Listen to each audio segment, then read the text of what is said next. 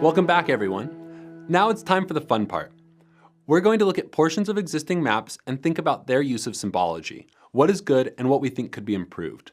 This is a completely subjective process, and you might come up with different things than I will. Many of these maps are already very good, and something being improvable, in our opinion, may not mean it actually improves the map.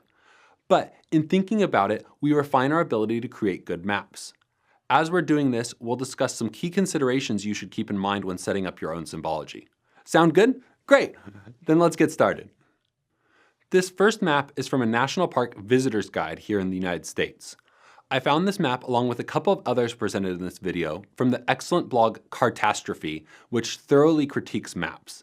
You can find a link to this website in the supplemental resources for this video. In approaching these map critiques, I'm going to introduce a new map, give you time to pause the video and think about what you think is good and what could be improved about the map so you practice yourself.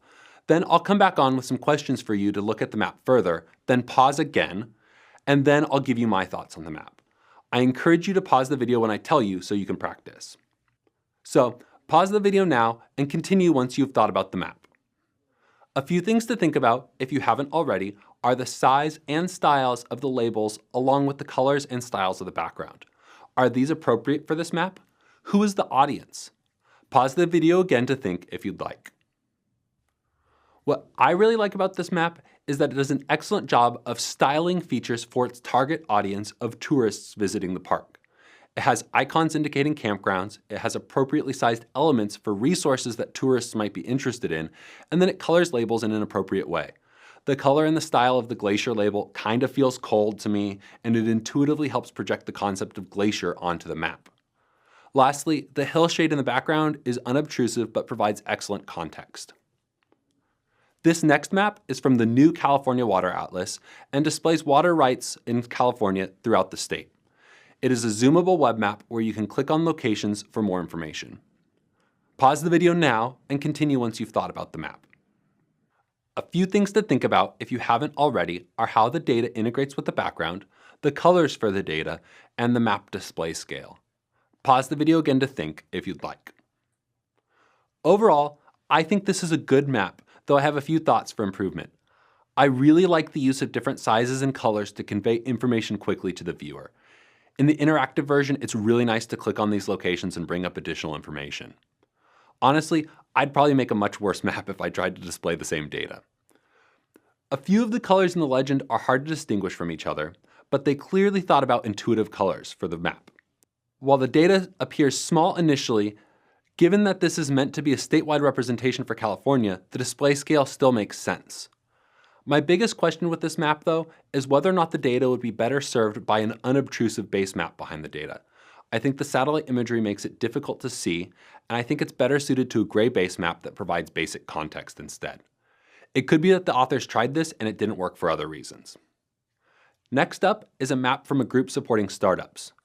Pause the video now and think about the map, and then resume it when you are ready. Something to think about if you haven't already is what the colors on the map mean. Pause the video again to think if you'd like. I've seen a lot of the presentation that this map comes from, and I think they have a lot of quality content, but I'm not sure that this information lends itself well to a map. 4 of the 6 locations are in California, and 5 of the 6 are on the west coast of the United States, but they choose to show the entire United States anyway. It could be that they are doing this to emphasize their question of, where is your garage at? And encouraging you to start a business at home even if you are in these other states. Another thing to think about is the choice of colors. The colors don't seem to have a clear meaning behind them and seem to be only for illustration purposes. Even though this makes the map very pretty, it's more confusing to the viewer, like me, who spends the time to figure out what the colors mean. It's not wrong to have this information in map form, but I always wonder if a map is the best way for this organization to make its point. This next map comes from my own office, and I think it's pretty good overall. It details different land uses across a large study area in California. Pause the video now and resume when you're ready. Things to think about if you haven't already are the choice of background and the colors on the map. Pause the video again to think if you'd like. This is another one of those instances where I'm not certain that there's a better way to handle these things, but I always wonder anyway.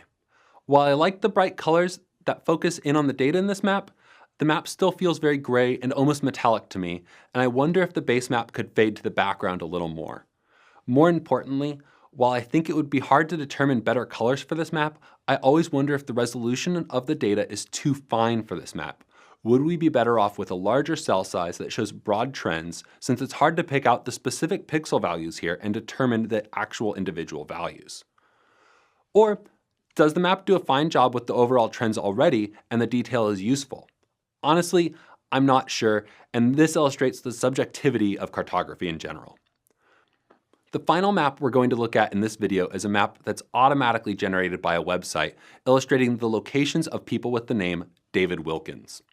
Pause the video now and resume when you're ready. If you haven't already, think about the distribution of the name and the colors chosen. Pause the video again to think if you'd like. The first thing I notice that probably isn't intuitive for those of you from other countries is that this map roughly tracks the population of the United States. A potentially more useful map, depending on the audience, might be how many people have this name per 100,000 residents, what's called a normalized map. That would show trends better.